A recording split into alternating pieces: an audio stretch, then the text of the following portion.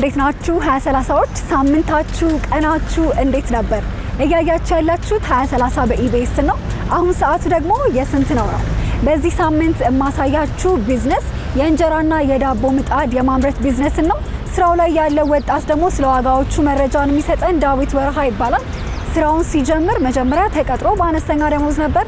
አሁን ግን ራሱን አሳድጎ እንግዲህ ቤተሰቡን ማስተዳደር የራሱን ድርጅት መክፈት ችሏል። ስለዚህ ይሄን ቢዝነስ በስንት ብር መጀመር እንችላለን? ምን ያስፈልገናል? ምን ማወቅ አለብን? በዛሬው ቆይታችን የምታዩት ነው የሚሆነው። ኢንጂነሮችስ ደግሞ ማምረት አምራቾች፣ እንደዚህ አይነት ስራ ላይ መሳተፍ የምትፈልጉ ሰዎች የት ናችሁ? ሀሳባችሁን እንፈልጋለን። 2030 ይቀጥላል። አብረን እንቆይ።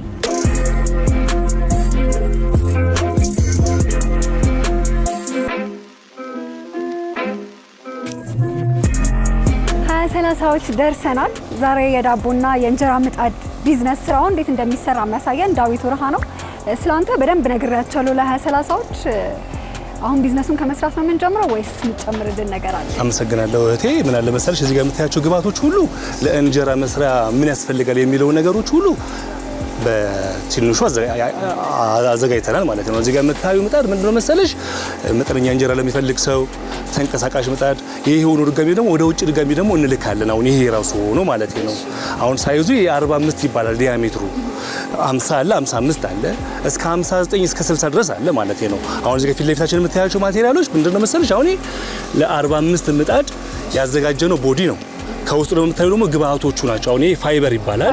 ፋይበር ነው ዋናው ነገር ነው ማለት እንችላለን አይደለ? ፋይበር ግላስን በጣም አስፈላጊ ነገር ነው። እውነት ነው። የእንጀራ ምጣድ ለመስራት ማለት ነው። አሁን ወደዚህ ውስጥ ለመግባት የሚገርምሽ ነገር በጣም ብዙ የሚከብድ ነገር አይደለም። እሺ ቀላል ነው። እጅግ በጣም ቀላል ነው። እጅግ ከምልሽ በላይ ቀላል ነገር። አንደኛ ነገር የመነሻ ካፒታሉን ቀላል ነው።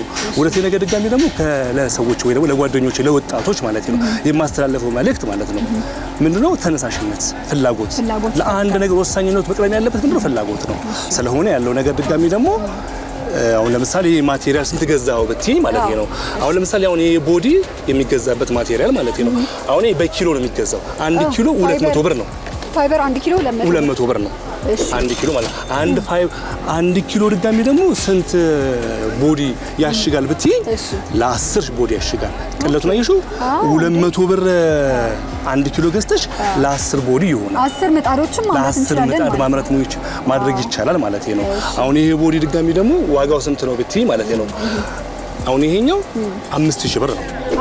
5000 ብር ነው። ሳይዙ ሲተልቅ ዋጋውስ ምን አለ መሰለሽ አሁን ይሄ ሆኖ ሳይዝ አላቸው። 3 አይነት ሳይዝ አላቸው። ይሄ ማቴሪያል ሆኖ አሁን ይሄ ስሞል የምንለው ነው። ሚዲየም አለ፣ ላርጅም አለ። ዋጋቸው ግን ተመሳሳይ ነው። ኦኬ የሰው ፍላጎትን ለማሟላት ነው። አነስ የሚፈልግ እንደዛ ነው ከጥበትም አንፃር። ሁለተኛ ነገር ድጋሚ ሴተላጤ ወንደላጤ ቤተሰብ ያልበዛበት ሰዎች አሉ። ከዛ አንፃር የፍላጎት ለማሟላት ያዘጋጀ ነው እንጂ በማቴሪያል በዋጋ ደረጃ ተመሳሳይ ናቸው።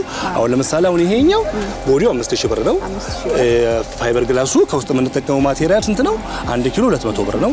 አንድ ሸክላ ድጋሚ ደግሞ ስንት ነው ብትኝ ደግሞ 800 ብር ልሻለሁ። ከሸክላ ውጭ ድጋሚ ደግሞ ማለት ይሄኛው ሸክላው እዚህ ቅድም ያየናቸው አሁን ይሄ ሸክላው እየሸው አይደለ 800 ብር ነው። ቤት ኪራይ ለምሳሌ አሁን እንደዚህ አይነት ወርክሾፕ ማዘጋጀት የሚፈልግ ሰው ስንት ብር ነው መያዝ ያለበት? እውነት ለመናገር አሁን ይሄኛውን እየሰራውበት ያለውበት የሆነ ወርክሾፕ 5000 ብር ነው የሚከፍላቸው ማለት ነው። ስለሆነ አሁን ለምሳሌ ቶታሊ ካፒታል ስንት ነው ብትይ በጣም ያስቅሻል። ማንኛውም ሰው ከመሬት ተነስቶ መጀመር የሚያስችለው ስራ ነው ማለት ነው። እሺ በጣም እየጓጓ ነው እንደዚህ ስትለኝ ደግሞ። ስለዚህ በስንት ብር ነው የጀመርከው? ምን ነገሮች ናቸው ዋና የነበሩት? ምን አለ መሰለሽ አሁን ካፒታሊ መጀመሪያ ስነሳ ማለት ነው እውነት ለመናገር 105000 ብር ነበር ማለት ነው።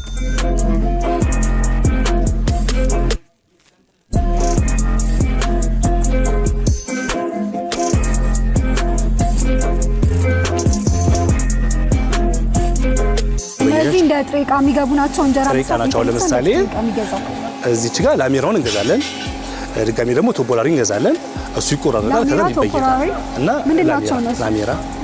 ላሜራ ምን አሁን እዚህ ጋር የምናየው ላሜራ ነው። እዚህ ጋር ድጋሚ ታዩ ደግሞ ይሄ አልሙኒየም ነው። ይሄ አልሙኒየም ነው። አሁን ይሄ አልሙኒየም ብየዳ ያስፈልገውም የእጅ ስራ ነው። ይሄ በቃ እንዲህ እንደ ጥሬ ዕቃ ተገዝቶ የሚመጣ ነው። ጥሬ ዕቃ ይገዛል። ያኛው ነገር ድጋሚ ደግሞ ብረቱ ነው የሚገዛው። ብረት የአልሙኒየም ነው። አሁን ለምሳሌ አሁን አንድ እንዴት ያስረዳሽ ቆርቆሮ አለ አይደል? አንድ ቆርቆሮ ሙሉ ቆርቆሮ አለ አይደል? እሱ ቆርቆሮ ይገዛና ከዛ በኋላ ድጋሚ ደግሞ ዲዛይን ይወጣለታል፣ ይሰራል። የእጅ ስራ ያስፈልገዋል። በመዶሻ የሚሰሩ ናቸው። አሁን እነዚህ አሁን ብየዳ ያስፈልጋቸውም። እነዚህ ብየዳ የሚያስፈልጋቸው እነዚህ አይነት ማቴሪያሎች ሲሆኑች ናቸው። ይሄ መቆሚያው ይመስለኛል አይደል? የምጣዱ የእንጀራ ምጣድ እዚህ ጋር ውስጡ እቃ ማስቀመጫ ባል እንትን ነው፣ እንደ ሳጥን ነው፣ ቦክስ ነው ማለት ነው። ይሄ ሆኖ ድጋሚ ደግሞ እዛ ጋር ደግሞ የምናየው ደግሞ አለ፣ እግር ደግሞ አለ። እዚህ ጋር የምናየው በእግር ነው ማለት ነው። ማለት ለዛም አለ፣ በእግርም አለ። ስንት ብር ናቸው አሁን እነዚህ? ለምሳሌ አሁን ያለቀለት ነው ወይስ ጥሬ እቃዎቹን ነው? ጥሬ እቃው ለምሳሌ አሁን ይሄኛው ስንት ይፈጃል ብትይኝ፣ አሁን ይሄኛው አጠቃላይ ከነ 3500 ብር ይፈጃል። 3500 ብር ይፈጃል። አሁን ይሄኛው ሳጥኑ ጨርሶ አንድ ሳጥን ለማቆም 3500 ብር ይፈልጋል ማለት ነው። እሺ ይሄኛው ደግሞ ይለያያል አይደል? ተመሳሳይ ናቸው። ይሄ እነዚህ ጋር የምትይው አሁን እዚህ ጋር ነው ተለጣፊ ምጣድ አይደል? እዚህ ጋር አሁን የተለጣፊ ምጣድ ድጋሚ ደግሞ ልክ እንደዚህ ብየዳ ያስፈልጋል። አሁን ይሄኛው 3500 ብር፣ ይሄም ሁለት ዋጋቸው ተመሳሳይ ነው። 3500 ብር ያስፈልጋል እዚህ ማለት ነው። ከዛ ውጭ ማሽን ምንም የለውም። በቃ ሁሉ ነገር በእጅ ሙያ ነው የሚሰራው። በኖ እናየዋለን። ለምሳሌ ለመበየጃ የራሳችን የሆነ ግራይንደሮች አሉ። ይበየዳሉ። አሁን ለምሳሌ ግራይንደሩ በወቅቱ ስገዛ ዋጋው ተለዋዋጭነት አላቸው። አሁን የገዛውበት ከዛሬ 2 ዓመት በፊት ነው የገዛሁት ማለት ነው። የነበረበት ጊዜ ወደ 250 ሺህ ብር ነበር የገዛው። አሁን ግን ተለዋዋጭነት አላቸው። አሁን ያለውን ዋጋ ዝም ከመናገር የራሴ የገዛውበት ነገር ብናገር ይሻላል በሚለው ነገር 250 ሺህ ብር ብለሃል። ግን ግራይንደርን የሚተካ ሌላ አነስተኛ ማሽን የለም? የግዴታ ለመጫ መሰለኝ አይደል? ግራይንደር እውነት ነው። አሁን ለምሳሌ ይሄኛው ለመበየጃ ካስፈለገን ያው ግራይንደር ነው የምንጠቀመው ማለት ነው። እሱን እንጠቀማለን። በእጅ የሚሰሩ ነገሮች አሉ። አሁን ይሄኛው መሰለኝ የእጅ ስራ ነው። የግራይንደር አያስፈልገውም። በእጅ የሚሰሩ ነገሮች የእንጀራ ምጣድ የማምረት ቢዝነስን በ100 ሺህ ብር መጀመር ትችላላችሁ፣ በ1 ሚሊዮንም ትችላላችሁ አልከኝ። አሁን ግራይንደር በጣም አስፈላጊ ማቴሪያል ከሆነ እዚህ ስላለ 105 ሺህ ብር ነበር ካፒታል ያላልኩሽም ነበረ። የግዴታ ማምረት ውስጥ አልነበረ የነበርኩበት። ቦዲዎቹን ከመርካቶ እየገዛው ጠቀም ነበረ ያለቀላቸው። ስለዚህ ውጪ ነው ሌሎች በግራይንደር ሊሰሩ የሚችሉ ስራዎችን አውትሶርስ ነበር የምታደርገው። ለምሳሌ አሁን ይሄኛውን ከውጭ መግዛት ይቻላል፣ ይገዛል ማለት ነው። ታውቂያለሽ ብዙ አይነት ፕሮሰስ ስላለው ማለት ነው። ይሄን ገዝቶ ብቻ ከዛ በኋላ ድጋሚ ደግሞ ቀለም ስፕሬይ ቀለም መቀባትም ይቻላል። ከካፒታልሽ አንፃር ነው። ኦኬ ቢዝነሱን ለመጀመር የሚያስፈልጉ ነገሮችን እኔም 20-30ዎችን በደንብ አውቀናል። ከዛ በፊት ግን ይሄንን የመሰለ የስራ ቦታ ለቀን ከመውጣታችን በፊት የሆነ ምጣድ ብሰራ ደስ ይለኛል።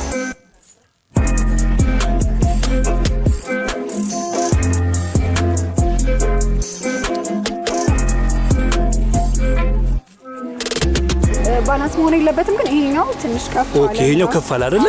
የግዴታ ላንቺ ላሳይሽ በሚለው ነገር ነው እንጂ መሆን አለበት። ልክ ነሽ። የግዴታ ይሄ ከበዛ እዚህ ካነሰ ፓወሩ ይበላለጥብናል እና ከዛ በኋላ ደግሞ ሰዎች ደግሞ ይቸገራሉ። እዚህ ጋር ሰማ እዚህ ጋር አልሰማ ብለው እንጀራ አይደል? ሰማ እዚህ ጋር ነው። አዎ እዚህ ጋር እኮ ነው ዋናው እኮ ነው። ካልኪ ነው ብሬከር ይባላል። አሁን ይሄኛው አንፈተዋለን፣ እዚህ ጋር እንገጥመዋለን ማለት ነው። ይሄ እዚህ ጋር የሚገጠም ነው። አሁን ኦፍ ታርጊያለሽ ማለት ነው። ይሄኛው እቺ ከውጭ የምትመጣ መሰለሽ ከውጭ እቺ ስንት ብር ይገኛል አሁን ይሄኛው በአሁኑ ሰዓት ጨምሯል።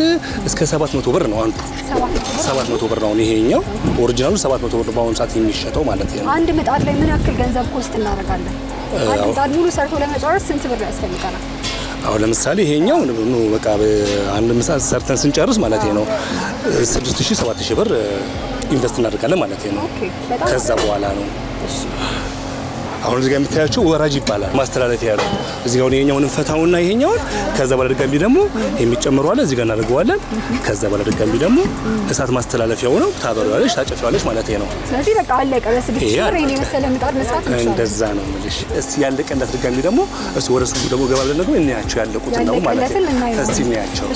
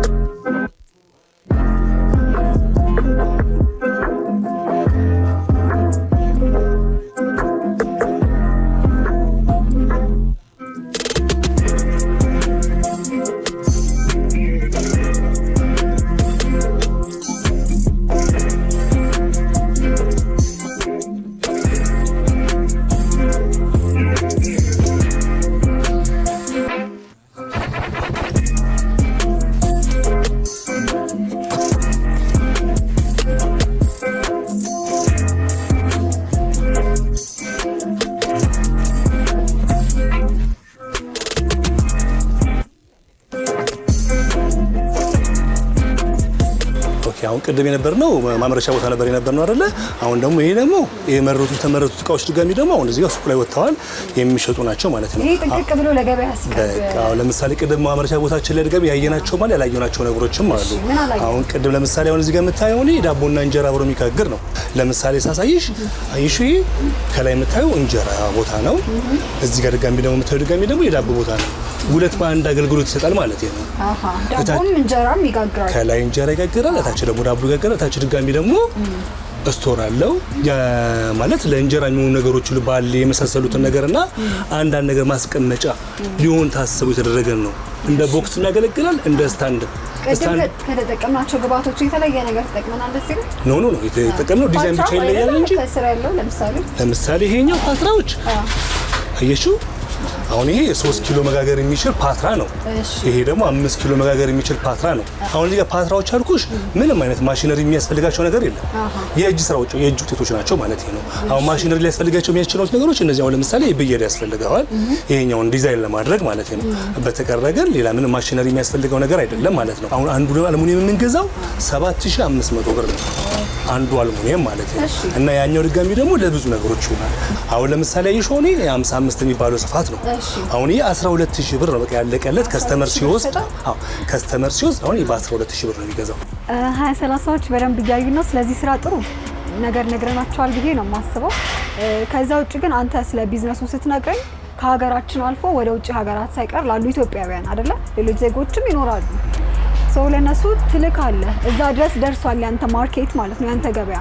ስለዚህ አሁን ቢዝነሱን ይሄንን ፕሮግራም አይተው ቢዝነሱን የሚጀምሩ በርካታ ወጣቶች ይኖራሉ አዲስ አበባ ውስጥ፣ ክፍለ ሀገር ብዙ ቦታ ናቸው ያሉት ተመልካቾቻችንና ስለዚህ ስለ ማርኬቲንግ ደግሞ ብንነግራቸው እንዴት ነው ብቁ የሆነ የእንጀራ አምራች መሆን እንጀራ መጋገሪያ ማሽን አምራች መሆን የምንችለው ማርኬቱ ላይ እንዴት መድረስ እንችላለን ራሳችንን እንዴት እናስተዋውቅ የሚለውን ነገር ብትነግረን ደስ ይለኛል። አካባቢ ላይ ባለው ከስተመር ነበር የምንቀሳቀሰው። ያው ሶሻል ሚዲያም ድጋሚ ደግሞ አስተዋጽኦ አለው ይሄ የማይካድ እንትን ነገር ስለሆነ ማለት ነው። ያው ሆነ ሁለተኛ ነገር ድጋሚ ደግሞ ፕሮሞቲንግ ስለበዛም ደግሞ አይደለም። ፕሮሞቱ እኮ አንድ ቀን ነው ሰው የሚያየው ማለት ነው። ጥሩ ከሆነ ይነግርልሻል፣ መጥፎ ከሆነ ይናገርብሻል ማለት ነው። ስለዚህ ኳሊቲ ዕቃ ይዞ መነሳት እንደዛ ነው። አጠገባችሁን ካሉ ሰዎች ለነሱ ፕሮዳክቶቻችንን ማቅረብ መሸጥ። በስተመጨረሻ እንግዲህ 2030ዎች ፕሮግራማችንን በደንብ አይተውታል። እንጀራ የየዕለቱ የኢትዮጵያውያን ፍላጎት ነው። ስለዚህ ይሄ ቢዝነስ መቼም የማይወድቅ ነው ብለን ነው ምናምነው አይደለ? ከዛ ደግሞ እየተሻሻለ ጊዜው በሄደ ቁጥር አፕዴት እየተደረገ የሚመጣ ነገር ነው። ስለዚህ ኢንጂነሮች ሊሆኑ ይችላሉ፣ ቴክኒካል የሆኑ ነገሮችን መስራት የሚችሉ ወጣቶች በደንብ ይነቃቃሉ። ምን ልስራ ብለው ሲያስቡ ይህንን ጭንቅላታቸው ውስጥ ያስገቡታል ብዬ አስባለሁን። አንተ ግን በስተመጨረሻ ማስተላለፍ የምትፈልገውን አስተላልፍልንና እንሰነባበት። ኦኬ፣ ማስተላለፈው መልእክት ምን አለ መሰለሽ፣ አሁን ይሄ ቢዝነስ ለመስራት ላሰበ ሰው ማለት ነው ብዙ ካፒታል የሚፈልግ ቢዝነስ አይደለም። ፍላጎት ብቻ ነው ፍላጎት። በ100,000 ብርም በ1 ሚሊዮንም መጀመር ትችላላችሁ። በ100,000 ብር አብቃቅታችሁ መጀመር የእናንተ ምርጫ ነው። ከፍ ብላችሁ ደግሞ መስራት ትችላላችሁ። አንዳንድ ጊዜ 1 ሚሊዮን ብር ላይበቃሽም ይችላል። ላበቃሽ ነው ካልሽ በ100,000 ብር መስራት ይችላል። አሁን ከራሴ አይደለም ባለቤቱ ነኝ። ገባሽ አይደለ? አሁን ወደ ቢዝነስ ስገባ መነሻዬ ነግሬሻለሁ። አሁን ያለሁበትን ነገር ድጋሚ ደግሞ እግዚአብሔር ይመስገን እኔና እግዚአብሔር እናውቀዋለን ማለት ነው። ስለሆነ መነሻ ሁሌ ምን ይባል ነገር አለ መሰለሽ፣ ወደፊት ለመሮጥ ወደ ኋላ ተደርደር ይባላል። በትንሽ ነገር ነው የሚጀመረው ማለት ነው። ስለዚህ 2030ዎች በትንሹ መጀመር አትፍሩ። ይህን ስራ በደንብ መስራት ትችላላችሁ። የዋጋው ዝርዝር መረጃ እዚህ ፕሮግራም ላይ አለ። ተነሱ ወደ ስራ አይደለ? እውነት ነው። አመሰግናለሁ በጣም። ኦኬ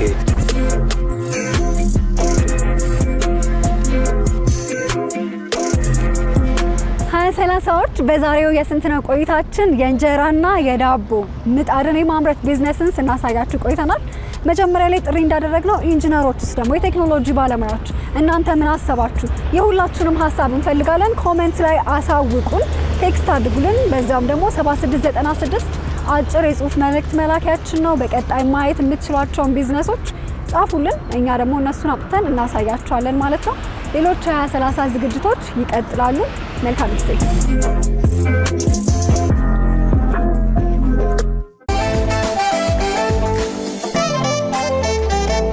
2030ዎች እንግዲህ እንዳያችሁት እጅግ በጣም አሪፍ ቆይታ ነበረን። አዶኒ በጣም ስታዝናናን ነበረ። እስካሁን በእኔ መሳቅ ማቆም አልቻለች።